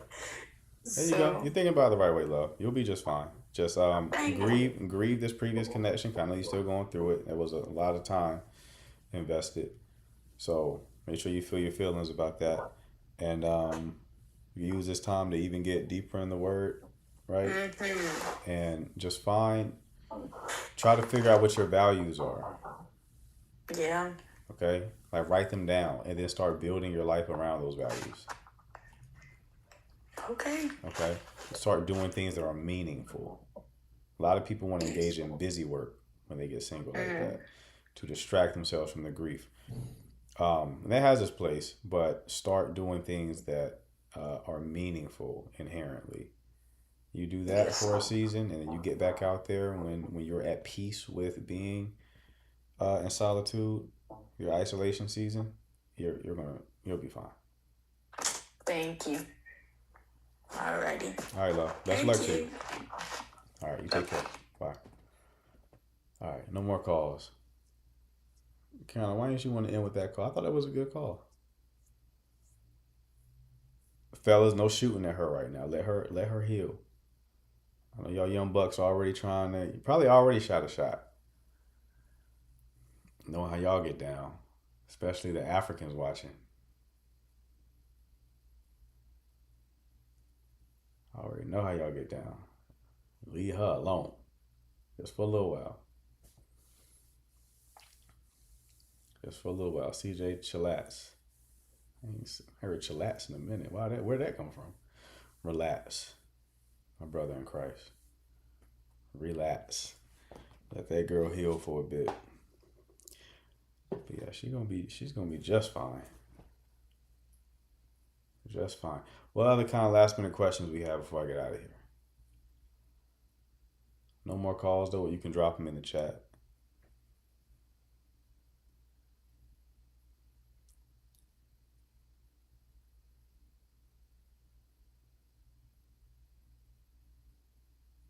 Maya, where you come from?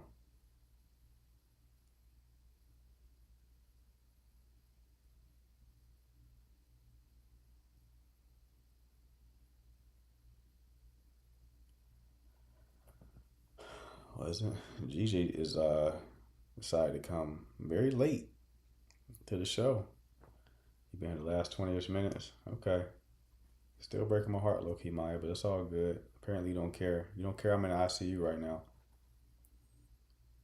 Due to neglect. That's how they diagnosed me. I was wrong with me, doc. He was like, neglect. I said, oh no. All because of you, Maya. All because of you. And then Gigi coming in late. I flatlined Gigi when I saw you on watching. The chat can tell you. They had to get the defibrillator. And the shit wasn't working at first. And they were like, I'm going to call it. And my mother walked into the room. She was like, try it one more time. That's my baby boy. And they're like, all right, one last time. They did it. I did that shit, right? Jesus like grabbed my shoulder and he was like, I need you to go back. It's not your time. I said, I want to stay, G-O-D. If I can't have Gigi, I don't want to go back. That's what he told me.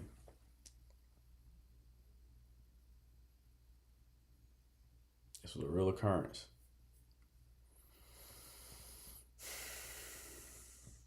All right, last minute questions.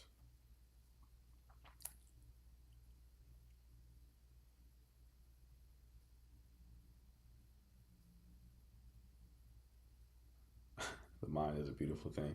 Why do men tell us that we're amazing but let us walk out of their life?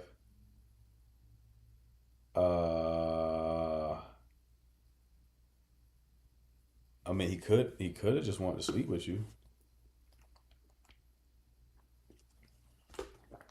You know? That's my leading hypothesis.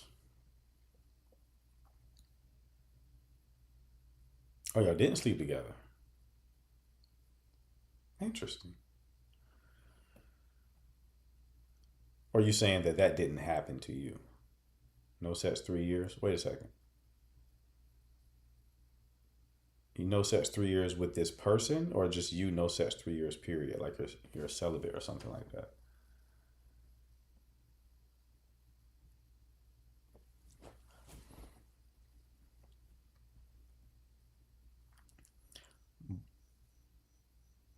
You never slept together, so you were with this person for 3 years? 3 years talking? Well, I get why he walked out your life, love. He won't get no coochie. I would have left too.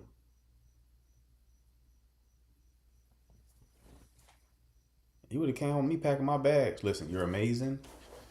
You really are amazing. But I get the fuck up out of here. What are we talking about?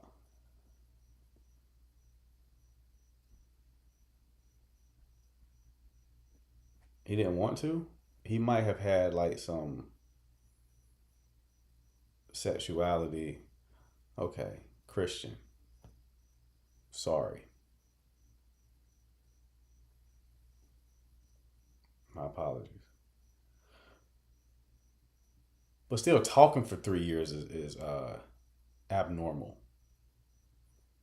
Do you want to know how abstaining really works? This is how it's worked historically. Men want coochie, right? So he wants coochie. So then it's like, you want the coochie? Got to marry me first. His rule. And then he drops to one knee like 6 months into the relationship. Like, you know what? You're the one for me. When you know, damn it. I've confirmed it. When you know. Will you be mine? Like, that's how that works. It ain't 3 years into talking. What are we doing at that point?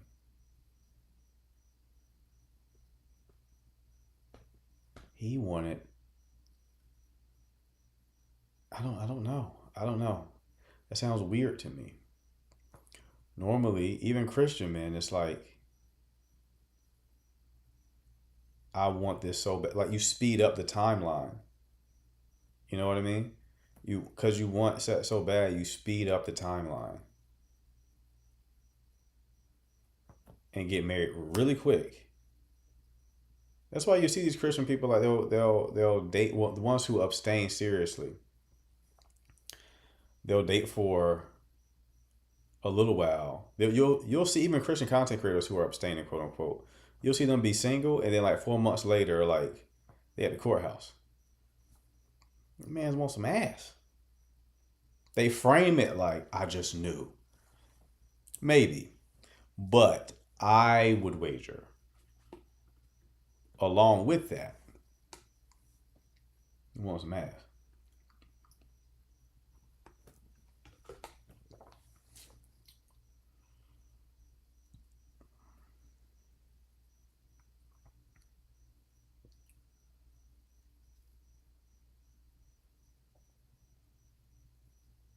The last girl's in Gerard's live now.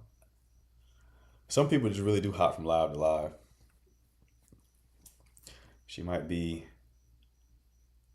confused as to what she hears.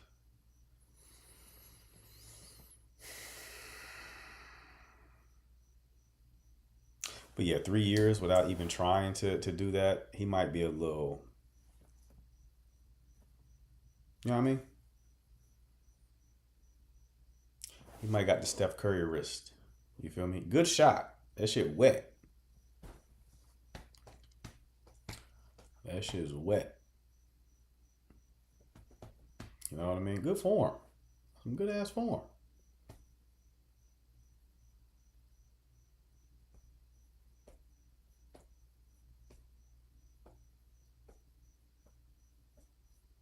Real good form. What is church maxing? Anytime anyone puts maxing on the back of a word, it just means doing a lot more of that thing.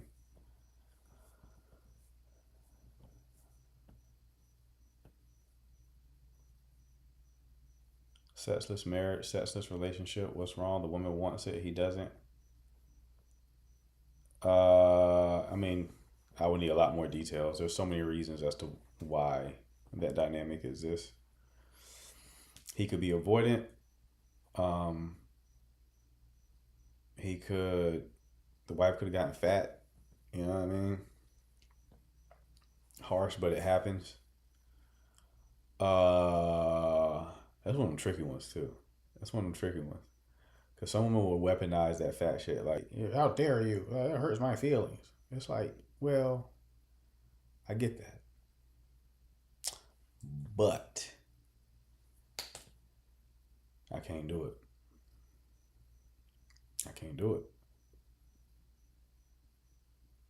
So avoidance, avoid intimacy. That is a pattern. I won't say all of them do that, but it's like sex for avoidantly attached people. When there's no strings attached, it's like just a physical act. It's enjoyable, but like as the connection deepens, they may decrease physical intimacy because it's now intimacy. It's now like pink dress. I forgot you. Is it Manny? You keep coming too late, love. You keep coming too late. You gotta come earlier. I told you, if you have any questions or concerns, DM me.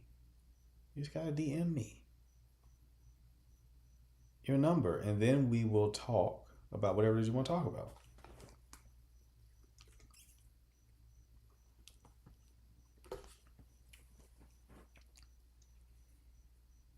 That's all. We can solve this problem, love. We can solve it. Best believe. If you believe it, you can achieve it.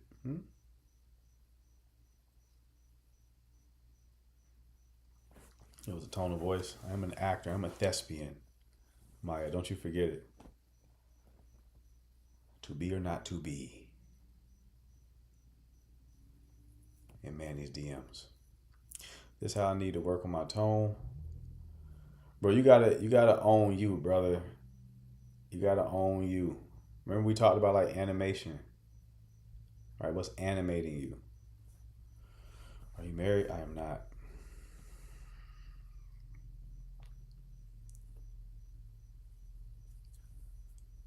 I thought I was avoidant, but I can also lean chaotic energy and also, I thought I was avoidant, but I also learned chaotic energy can also lower your libido. Yeah. Yeah, especially if you're a woman, for sure.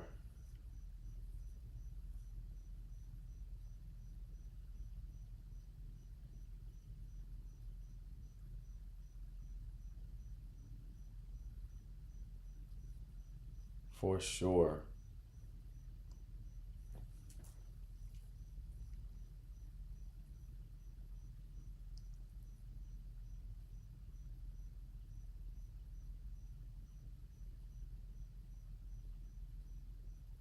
All right, what other kind of questions do we have?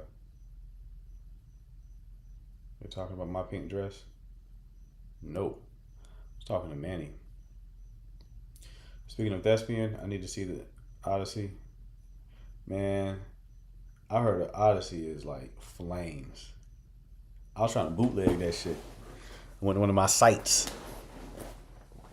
I typed it in on my site and like in the title it had like parentheses bootleg.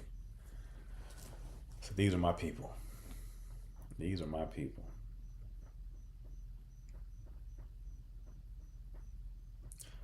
That probably been a dope thing to do in Dallas. Hot take: women have leveled the dating playing field. What do you mean? In what way?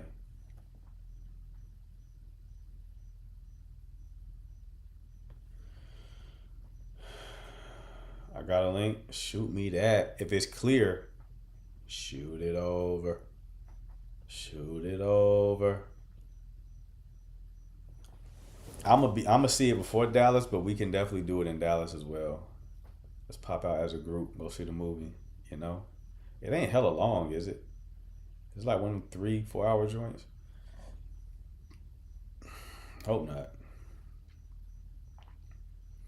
Can I show affection to the guy openly, or is it better to mirror him only? I think you can show affection openly. That's fine.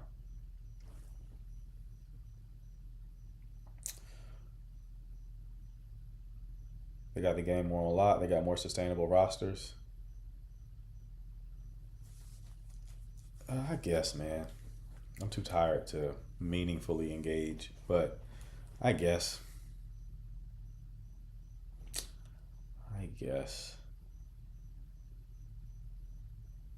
I don't really know if that applies, if the idea of a roster really applies to women. It's not really how they're wired. They're just on a lot of rosters.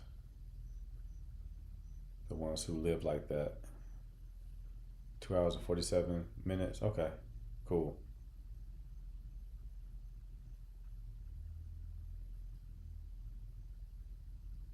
Cool.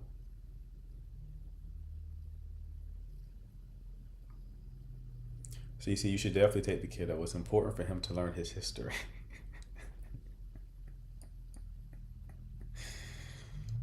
He needs to know about his people, CC.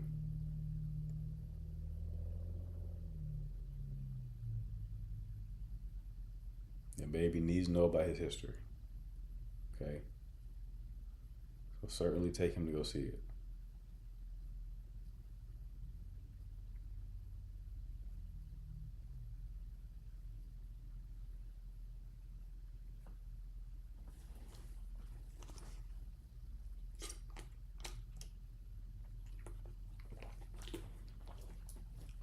Spider-Man? Fuck.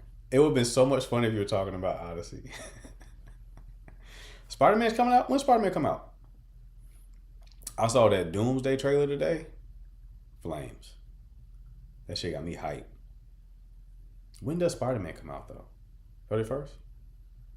CC, I'm gonna come with y'all. When you going? I'm gonna pop out. Tell little man I got the snacks.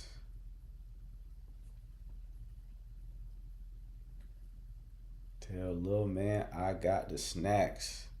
We can get the popcorn and pour the M&Ms in the popcorn. He ain't experienced that yet. You be cheap. With a big signal. I got him covered. We can pour the M&Ms in the popcorn so he get a little bit of that salty and that sweet. You feel me? July 31st? Cool, I'm in there. I need to pre-order some tickets. Gonna make little man big man? Right. Right. That's how we gonna do it.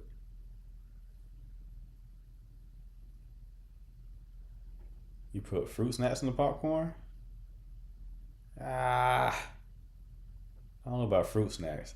That consistency doesn't sound like it will be compatible. That's some of y'all's relationship when y'all call in. It's fruit snacks and popcorn. Not appetizing. Shit don't mix. You want M&Ms in the popcorn. That's what you want. That's what you're looking for. All right? That's what you're looking for. Then the fruit snacks get stuck in your teeth. Now there's particles of popcorn stuck in the fruit snack. It's a cavity factory. Snow caps. What are snow caps? I feel like I've heard that before, but I don't think I've tried them. I'm gonna try it, right? I'm gonna try it.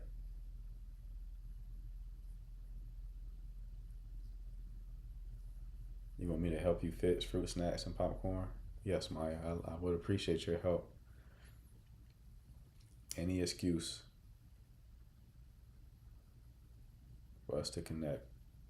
Yes, you should definitely help me with that. Cookie dough bites, I'm down with that. I'm down with that. I used to take women on like, I don't care what you meant, Maya. I said what I said, damn it. Let's take women to the movies. We would walk right past some snacks.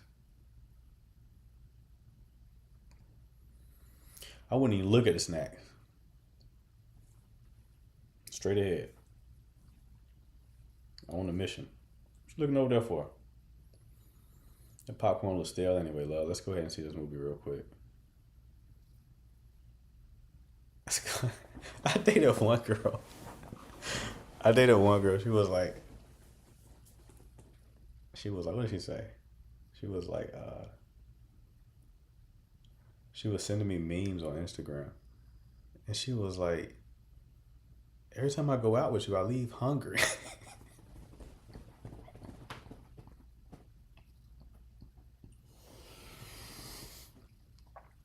like, every time I go out with you, I leave hungry. I got a hunger headache. I was like, oh, you should have ate before you came. Cause that wasn't part of the plan. I ain't never invite you out for dinner. Shit. We were doing other things, bowling, stuff like that, activities.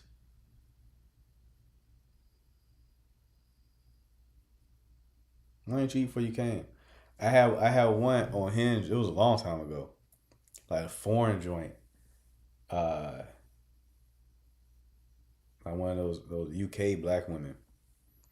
She tried to hit me with an okie doke. We were supposed to go bowling, and she was like,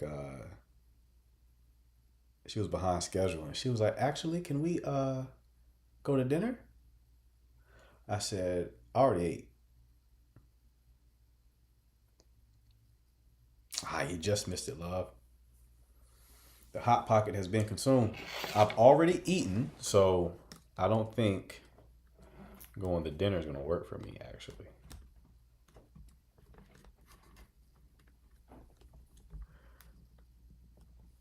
I don't think it's going to work. But you'll be safe, though. You'll be safe, though. Yeah, not eat. No, I really did eat though. But if I was really fucking with Shorty, I would have took her out to eat, obviously. But I wasn't. We ain't met, and I felt like she was trying to play me. She was trying to play me a little bit because context. She was from the UK. She won't over here long, or she wasn't over here for a long period of time, and she was going back to the UK in like a few days. She was going back. On Hinge, her location changed. It's like a different state. Because she like traveled to a different state for like the weekend. And she changed her Hinge location. And I was like, Shorty trying to have a good time. She's doing this for the experience. Think about it, man. Think, Mark. Think. All right? Hopefully y'all get that reference. But you're in another country. You're not gonna be here long. You're on Hinge. You're looking for a good time, right? She was trying to get that meal. I don't like that. Don't play games with me. Don't do that. I can play the games. I'm a gamer. I can play them shits. All the cheat codes. I don't want to try. So I already ate. Now, other women who I genuinely like, yeah, let's go get some food. Like the one who said that to me, it won't even on some like, oh, I'm trying to not feed you. Because when she said that, I was like, oh, you know what? We haven't eaten anything. Let's go here next time. Because I fuck with her. If I don't fuck with you, though, cocktails. Then she never heard from her again. Yeah. Figured as much. Her play didn't work. She can't eat in front of me. Not on my dime. She can pay for her food eating in front of me. Yeah, that's fine.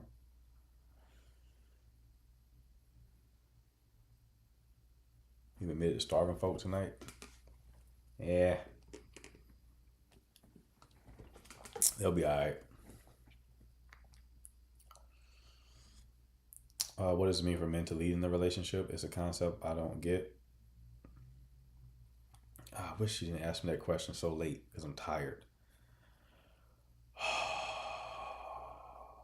going to try to answer this tired. Hold on.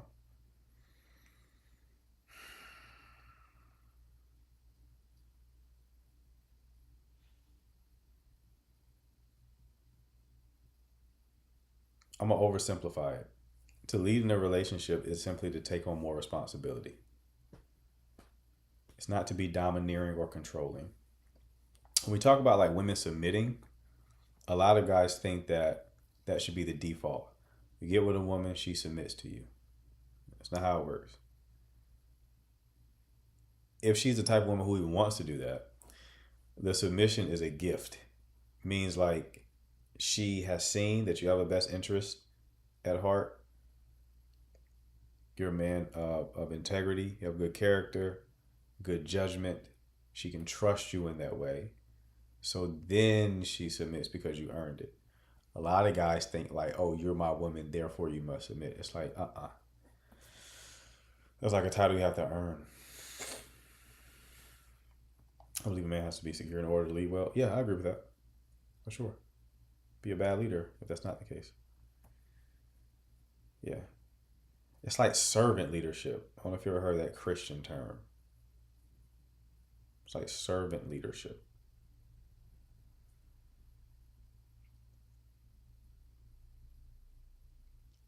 So that's how I would describe it. Make sense? Right. Anyway, it's late, people. I'm tired. I gotta get up out of here. If you're new here, make sure to follow. I go live twice a day. I'll be live again tomorrow at 12 Eastern time and 9 p.m. Eastern time. If you want to watch the replay of these lives, it's on YouTube. Link in bio for that is at The Signal Dating. And everything.